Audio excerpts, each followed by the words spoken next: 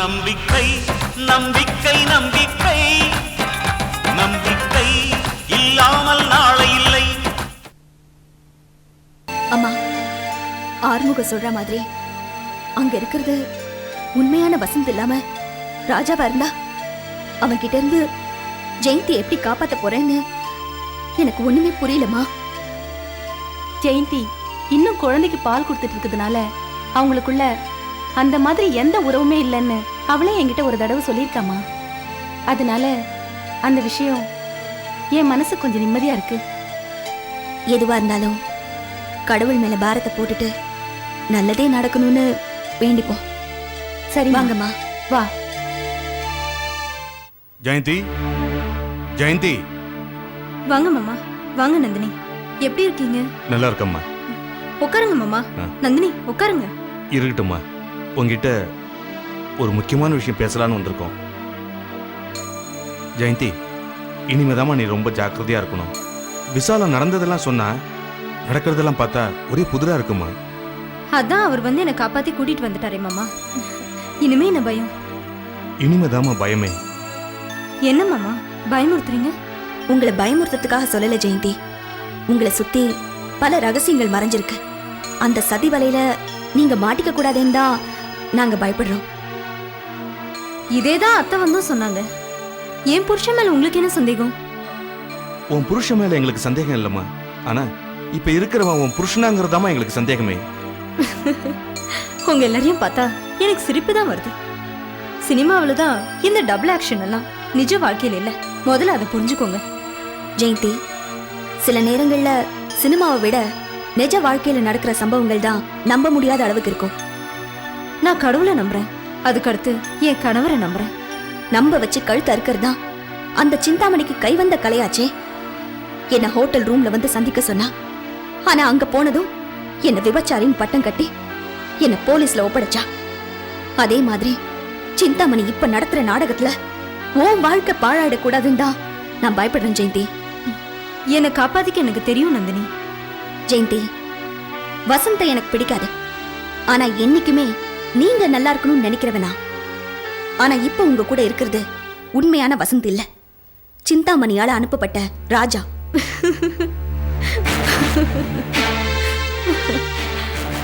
என்ன ஜெயந்தி இது? நாங்க இவ்வளவு சீரியஸா சொல்லிட்டு இருக்கோம், நீங்க சிரிக்கிறீங்களே. உங்களை சுத்தி இருக்கிற ஆபத்து என்னன்னு நீங்க சரியா தெரிஞ்சுக்கல. உண்மை தெரிஞ்சா நீங்க இவ்வளவு சாதாரணமா இருக்க மாட்டீங்க. ஆரம்பத்துல இருந்து நீங்க என் புருஷனை பகையா நினைச்சிட்டு இருக்கீங்க. என் மானத்தை காப்பாத்துறதுக்காக அவர் என்ன கல்யாணம் பண்ணிக்கிட்டாரு. ஆனா நீங்க அவரை பழி வாங்குறதுலே கவனமா இருக்கீங்க. அதோட ஒரு கட்டம் தான் இதுவும்.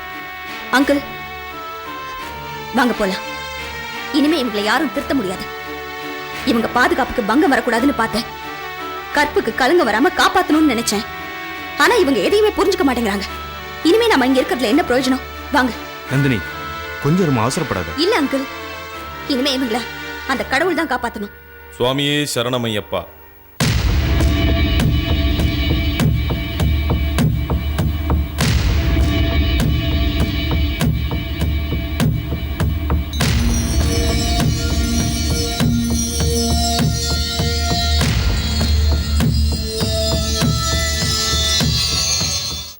வாங்கப்பா.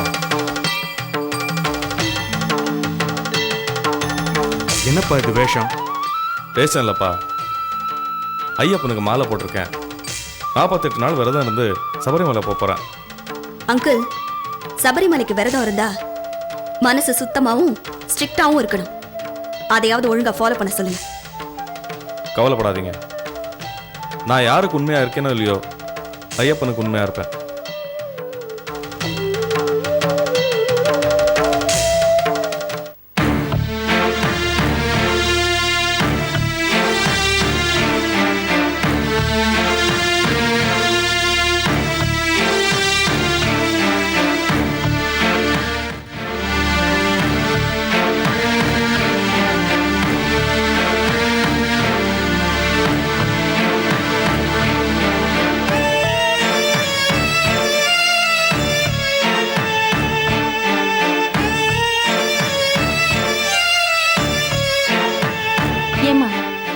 கடைசி ஜெயந்தி என்னதாம்மா சொல்றா? பேசணுமா? ஆனா நாங்க சொல்ற எதையுமே ஜெயந்தி நம்ப மாட்டேங்கிறா. ஏங்க, நீங்களாவது ஆறுமுகம் சொன்ன விஷயத்த ஜெயந்தி கிட்ட எடுத்து சொல்லலாம் இல்லையா? நாங்க 2 பேரும் எவ்வளவோ பேசி பார்த்தோம்.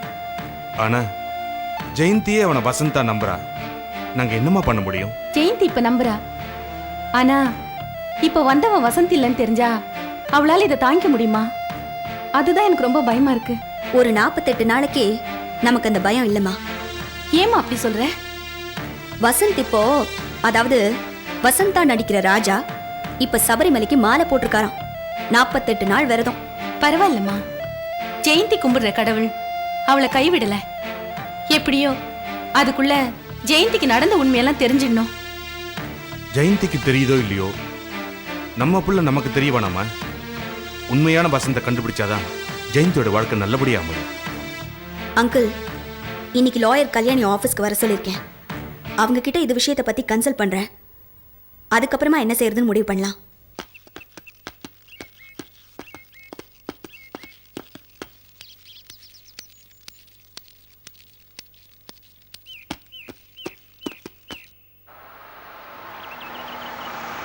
டிரைவர் வண்டி நிறுத்து. லாயர் கல்யாணி மாதிரி தெரியுது. என்ன கல்யாணி, வீட்டுக்கு வரதா சொல்லியிருந்தீங்க. அதனால தான் நான் வீட்டுக்கு வந்துட்டு இருக்கேன். சாரி நந்தினி, ஈவினிங் உங்க வீட்டுக்கு வர முடியாதுங்கிறதுனால தான் இப்போ உங்களை ஃபேக்டரியில பார்த்து பேச போலான்னு வந்தேன். இட்ஸ் ஓகே, சொல்லுங்க. நேற்று நைட் நீங்க போன்ல சொன்னதை நான் யோசிச்சு பார்த்தேன். நீங்க சந்தேகப்படுற மாதிரி இப்ப இருக்கிறது உண்மையான வசந்த் இல்லைன்னா ஜெயந்தியே வசந்த் பேர்ல கம்ப்ளைண்ட் கொடுத்தாதான் நம்ம ஆக்ஷன் எடுக்க முடியும். பொண்டாட்டியே இவர்தான் தான் புருஷன்னு சொல்லிட்டாங்கன்னா மேற்கொண்டு நம்ம எந்த நடவடிக்கையும் எடுக்க முடியாது. ஜெயந்தி கிட்ட எவ்வளவோ சொல்லி பார்த்தாச்சு. ஆனா அவங்க புரிஞ்சுக்க மாட்டேங்கிறாங்க.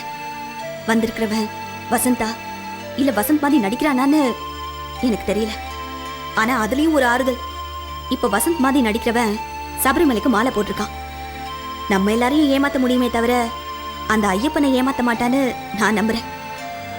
சரி வாங்க, உங்களை வீட்டுல டிராப் பண்ணிட்டு போறேன். தேங்க்யூ.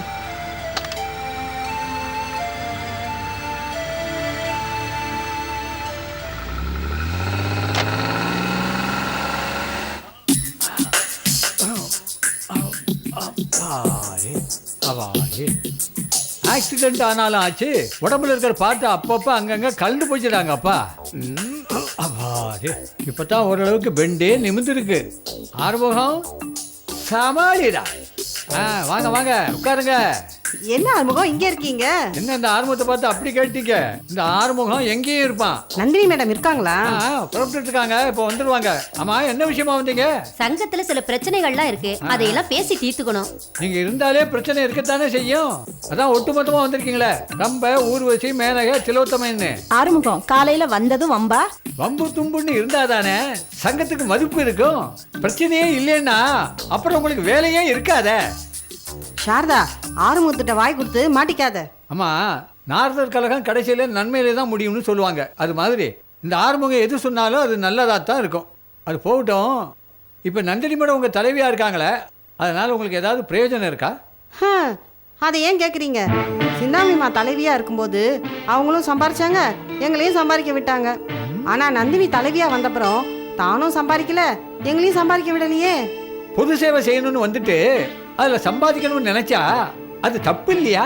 பொது சேவை செய்யலாம், எங்களுக்கும் செலவு இருக்குல்ல. கால் டாக்ஸி பிடிச்சுதான் வந்தோம். அவன் என்ன எங்களை சும்மாவை கொண்டு வந்து விட்டான்? பொது சேவை செய்யும் போது எல்லாருக்குமே கை சுத்தமா இருக்கும்னு எதிர்பார்க்க முடியாது. உங்க கையை பற்றியெல்லாம் எனக்கு தெரியாது. ஆனா நந்தினி மேடத்தோட கை கரைபடாத கை. நீங்க ஊழல் பண்ணணும்னு நினைச்சீங்கன்னா நந்தினி மேடம் உங்க தோலை உரிச்சுவாங்க. Be careful. எங்க சங்கத்துல நந்தினி மட்டும் மெம்பர் இல்ல, நாங்களும் தான் மெம்பர்ஸ். இன்னும் கேட்டீங்கன்னா எங்க சங்கத்துக்கு இப்பதான் நந்தினி மேடம் மெம்பரா வந்தாங்க. தலைவி ஆயிட்டாங்கன்னு ரொம்ப ஆட வேணாம், சொல்லி வைங்க. ஆமா, கூலா கூல் ட்ரிங்க், ஹாட்டா ஹார்லிக்ஸ் ஏதாவது சாப்பிட்றீங்களா? பரவாயில்ல, இருக்கட்டும். இப்பதான் சாப்பிட்டு வந்தோம். வாங்க உட்காருங்க. என்னை பார்த்து யாரும் எந்திரிச்சு நிக்கணும்னு நான் விருப்பப்பட மாட்டேன். ஆள் இருந்தாலும் இல்லைனாலும் எப்பவும் ஒரே பேச்சு தான். அதுதான் இந்த நந்தினியோட பாலிசி. சொல்லுங்க, என்ன விஷயமா என்ன பார்க்க வந்திருக்கீங்க? இந்த சங்கத்தை ஆரம்பிச்சதுல எங்களுக்கு பெரிய பங்கு இருக்கு. அதுக்காக சங்கத்தோட பணத்தை பங்கு கேட்டு வந்திருக்கீங்களா? நியாயமா எங்களுக்கு ஏதாவது செய்யலாமே. நம்ம சங்கத்துல தான் இப்ப 30 கோடி ரூபாய் பணம் இருக்கே. அந்த 30 கோடி உங்க மூக்குல எல்லாம் வேர்த்துட்டு இருக்கு போல் இருக்கு. சிந்தாமணிமா மறுபடியும் தலைவியா வந்திருந்தா எங்களுக்கெல்லாம் ஏதாவது கிடைச்சிருக்குமே. இத பாருங்க, பொது வாழ்க்கையில இருக்கிறவங்க தங்களோட சொந்த வாழ்க்கையை பத்தி நினைக்க கூடாது. காமராஜர் மாதிரி, கக்கன் மாதிரி எப்பவுமே கைய சுத்தமா வச்சுக்கணும். அத முதல்ல புரிஞ்சுக்கோங்க. அதெல்லாம் இந்த காலத்துக்கு எடுபடுமா நந்தினி? நேர்மையும் நியாயமும் எல்லா காலத்துக்கும் ஒண்ணுதான். இது பாருங்க, பாதிக்கப்பட்ட பெண்களுக்கு நல்லது செய்யணுங்கிற எண்ணம் இருந்தா இந்த சங்கத்துல இருங்க. இல்லனா இன்னைக்கே உங்க உறுப்பினர் பதவியை ராஜினாமா பண்ணிட்டு போங்க. இந்த நந்தினி இருக்கிற வரைக்கும் உங்களால 5 பைசா கூட சம்பாதிக்க முடியாது. நாங்க நினைச்சா சிந்தாமணிமாவே மறுபடியும் தலைவியா கொண்டு வர முடியும். எங்களை பக்கச்சிக்காதீங்க. நம்மளுக்குள்ள ஒத்து போயிட்டா உங்களுக்கு தேவையானது நீங்க எடுத்துக்குங்க. நாங்க ஆளு கொஞ்சமா பிரிச்சுக்கிறோம்.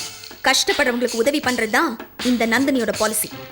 பணத்துக்காகவோ பதவிக்காகவோ பல்லு இழிக்கிற பழக்கம் எனக்கு இல்ல. உங்க 4 பேருக்காக சங்கத்துல இருக்கிற மத்த நல்லவங்களுக்கெல்லாம் என்னால துரோகம் பண்ண முடியாது. சங்கத்துல முக்கியமா இருக்கிறதே நாங்க 4 பேர் தான். எங்களை மீறி யாரும் உங்களை கேள்வி கேட்க மாட்டாங்க. கேள்வி கேட்க ஆள் இல்லைங்கிறதுக்காக எப்படி வேணாலும் துள்ளலாமா? இத பாருங்க, இந்த நந்தினிக்கு எதுலயும் நியாயமா நடந்துதான் பழக்கம். ஊழல் பண்ணாதான் அந்த பதவியில இருக்க முடியும்னா அப்படிப்பட்ட பதவியே எனக்கு தேவையில்லை. இந்த பதவியை ராஜினாமா பண்ண நான் எப்பவோ ரெடி. ஆனா அதுக்கு முன்னால சிந்தாமணி மேலையும் அவளுக்கு உடந்தையா இருந்தவங்க மேலையும் நடவடிக்கை எடுக்காம நான் போக மாட்டேன்.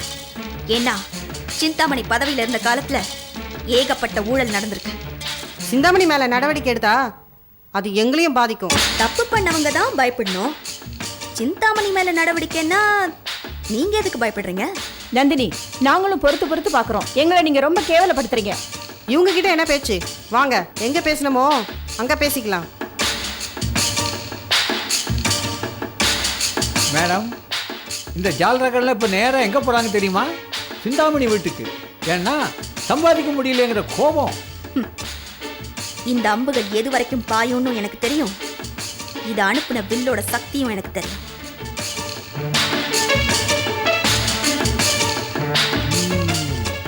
மகளிரணி சங்கத்தில் மகாபாரதம் ஆரம்பம்.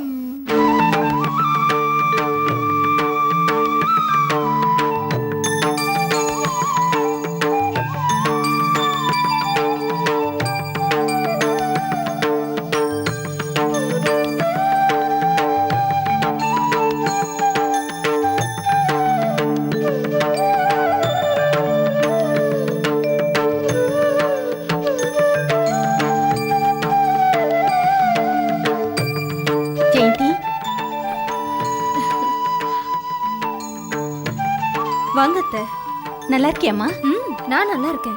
அவர் சபரிமலைக்கு மாலை போட்டிருக்காரு. நந்தினி சொன்னாம்மா, மனசுக்கு திருப்தியா இருந்தது.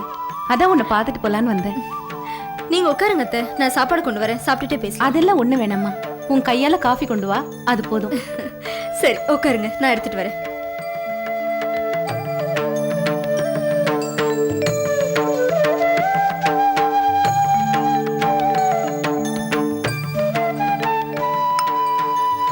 அவர் சபரிமலைக்கு போயிட்டு வர வரைக்கும் நீங்க இங்கேயே இருக்கலாமே அத்தை. இங்கேயே இருக்கணும்னு தான் நினைச்சு வந்தேன். ஆனா இப்ப அதுக்கு அவசியம் இல்லாம போயிடுச்சுமா. என்ன அத்தை சொல்றீங்க? ஆ, ஆ, அது ஒண்ணும் இல்லம்மா. கடவுள் நம்ம பக்கம் தான் இருக்காருன்னு நான் புரிஞ்சுக்கிட்டேன். வர வர நீங்க தத்துவமா பேச ஆரம்பிச்சிட்டீங்க.